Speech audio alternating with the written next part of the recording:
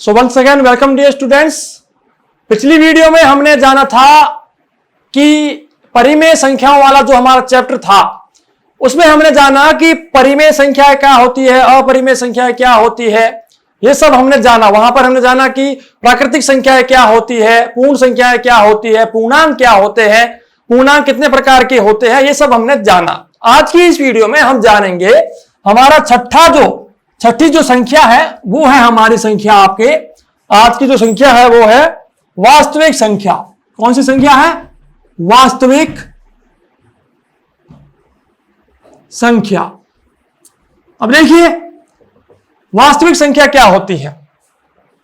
वास्तविक संख्या जो होती है वो परिमेय संख्याओं और अपरिमेय संख्याओं का समूह वास्तविक संख्या कहलाता है। मतलब कि पिछली वीडियो में हमने जाना था कि परिमेय संख्या क्या होती है, परिमेय और अपरिमेय। हमने रेशनल और इरेशनल नंबर्स, परिमेय और अपरिमेय संख्याओं के बारे में जाना था। ये कौन सी होती है? जिन संख्याओं को P बट्टा Q के रूप में लिखा जा सके जहां पर Q का मान 0 ना हो। और अपरिमेय संख्या कौन सी होती है? जिनको P बट्टा Q के रूप में ना लिखा जा सके। ओके, तो जब इन दोनों को जोड़ दिया जाए, इन दोनों को कंबाइन कर दिया जाए तो हमारे को वास्तविक संख्याएं मिल जाती है। वास्तविक संख्याएं मिल जाती हैं।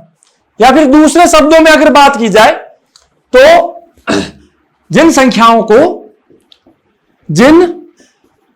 संख्याओं को आपसे प्रश्न पूछा जा सकता है तो ये नोट्स बनाते जाइएगा और याद कर दीजिएगा कि जिन संख्याओं को संख्या रेखा पर दर्शाया जा सके,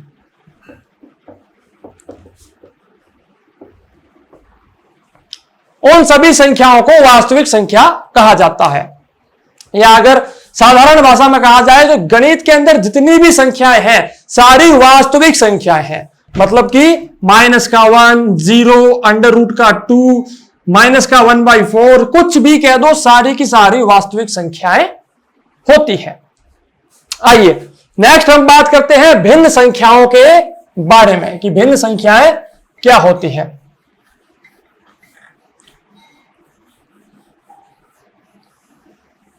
चलिए नेक्स्ट जो हमारी संख्या है वो है भिन्न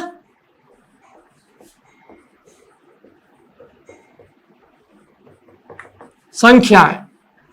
अब भाई भिन्न संख्या क्या होती है? अगर हम यहां पर साधारण भाषा में कहें तो जिस संख्या के पास एक अंश होता है और एक हर होता है उन संख्याओं को भिन्न संख्या कहा जाता है।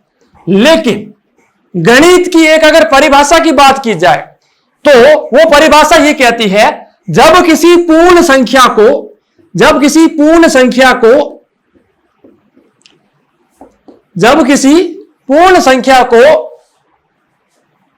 किसी अन्य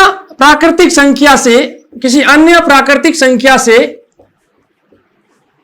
विभाजित कर उस संख्या को अलग अलग भागों में बांट दिया जाए और वो संख्या दो भागों में बन जाए। मतलब कि वो संख्या के दो भाग बन जाए, एक तो होगा कि अंश और दूसरा होगा हर, या फिर वो संख्या अलग अलग भागों में बंट जाए तो उसे कहते हैं भिन्न संख्या। अगर मैं समझाने की कोशिश करूं जैसे कि 1/4, 1/5, 1/4/3, कुछ भी कह दो, मतलब कि यहां पर क्या मतलब है? 4/3 की बात करें तो 4 को 3 बराबर भागों में बांट दिया गया है। जब किसी पूर्ण संख्या को किसी प्राकृतिक संख्या वाले बराबर भागों में बांट दिया जाए तो उसे एक भिन्न संख्या कहा जाता है, फ्रैक्शन कहा जाता है। ठीक है, तो ये आपने लिख दिया होगा, नोट डाउन किया होगा। चलिए अब हम बात करते हैं भिन्न संख्याओं में अंश और हर क्या है। आप जानते हो जो भिन्न संख्या में ऊपर वाली संख्या जो होती है उसको अंश कहा जाता है और नीचे वाली संख्या को उसका हर कहा जाता है। ओके, आइए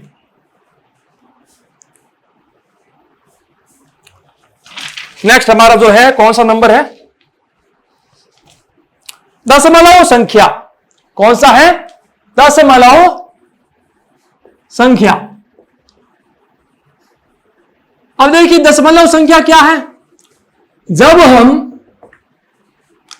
हम किसी भिन्न संख्या का मान निकालते हैं, मतलब कि भिन्न संख्या का सॉल्यूशन निकालते हैं, हल निकालते हैं, तो हमें एक दशमलव संख्या मिल जाती है। कहने का मतलब यह है, सिंपल भाषा में अगर कहा जाए तो जिस संख्या के मध्य या जिस संख्या के अंकों के मध्य बिंदु हो, एक छोटा सा बिंदु हो, पॉइंट हो, उस संख्या को दशमलव संख्या कहा जाता है। उदाहरण के लिए 1.432, तो इसके बीच में एक बिंदु है, इसलिए इसको क्या कहा जाता है? दशमलव संख्या कहा जाता है। दशमलव संख्या के दो भाग होते हैं। पहला भाग जो होता है वो होता है पूर्ण संख्या भाग। क्या होता है? पूर्ण संख्या भाग। और दूसरा भाग होता है दशमलव भाग। दशमलव भाग या फिर इसको भिन्न संख्या भाग भी कहा जाता है। भिन्न संख्या भाग भी कहा जाता है। तो यहां पर हमें क्या पता चला कि जैसे कि संख्या है 1.42, इसमें जो 1 है ये पूर्ण संख्या भाग है। ये क्या है? पूर्ण संख्या भाग है। और ये जो 4 जो है 42, ये हमारा दशमलव भाग है। दशमलव भाग या फिर भिन्न संख्या भाग। और ये जो है बीच में पॉइंट, इसको दशमलव बिंदु कहा जाता है। दशमलव बिंदु नोट कर दीजिएगा। ओके, ये हो गया हमारा। अब आइए इसके आगे और बढ़ते हैं, देखते हैं क्या कॉन्सेप्ट है हमारा। नेक्स्ट कौन सी संख्या है? दशमलव संख्या हमारी हो चुकी है।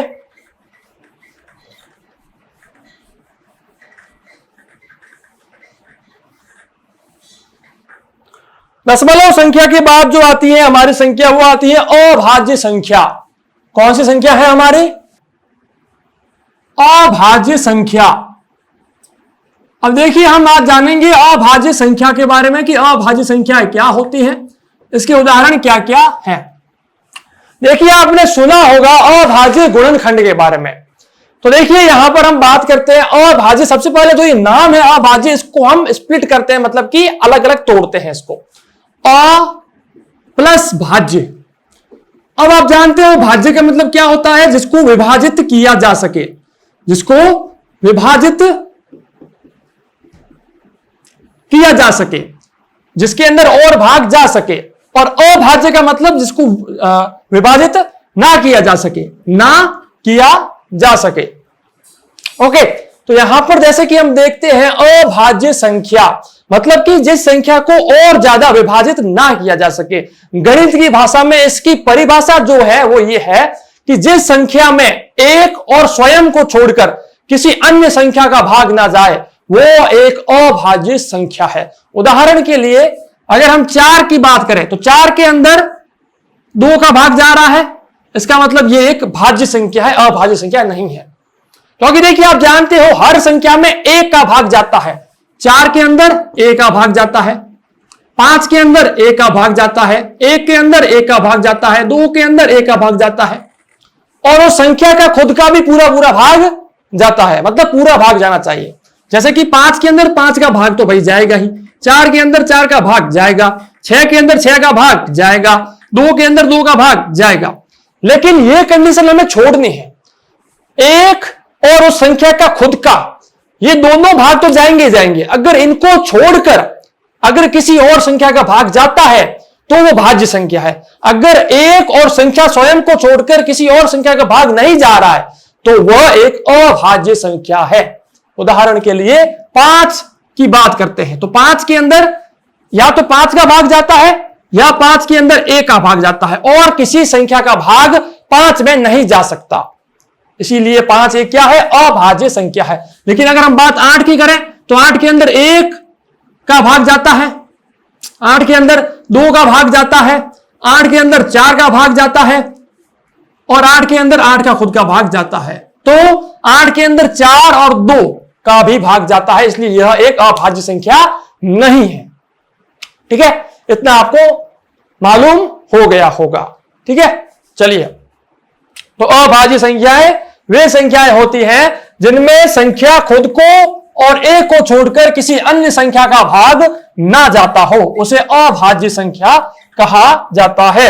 और अब प्रश्न आपसे पूछा जा सकता है कि संख्या 1 जो 1 है, क्या यह एक अभाज्य संख्या है? क्या संख्या एक अभाज्य संख्या है? तो इसका उत्तर है ये ना तो अभाज्य संख्या है और ना ही यह एक भाज्य संख्या है। इस चीज के बारे में ध्यान रखना, संख्या 1 ना तो भाज्य है ना ही अभाज्य है, क्योंकि संख्या में खुद का ही भाग जा रहा है और किसी अन्य संख्या का भाग नहीं जाता। इसीलिए ना तो ये भाज्य संख्या है ना ही ये अभाज्य संख्या है। ठीक है। और आपसे प्रश्न यह भी पूछा जा सकता है कि सबसे छोटी वह कौन सी सम संख्या है जो अभाज्य है? तो एकमात्र ऐसी सम संख्या जो अभाज्य है वो है 2, क्योंकि 2 एक सम संख्या है और 2 एक अभाज्य संख्या भी है। और जितनी भी सम संख्या है वो सारी की सारी भाज्य संख्याएं हैं, अभाज्य संख्याएं नहीं है। लेकिन एकमात्र ऐसी सम संख्या जो कि 2 है, जो कि एक अभाज्य संख्या है। आइए और आगे बढ़ते हैं, और इसके आगे जो हमारा कॉन्सेप्ट है वो हम नेक्स्ट वीडियो में देखेंगे। आज का वीडियो बस इतना ही। अगर YouTube पर देख रहे हैं तो लाइक और शेयर जरूर कीजिएगा, और अगर आपने कोर्स परचेज नहीं किया है तो जरूर कीजिएगा। जय हिंद, जय भारत।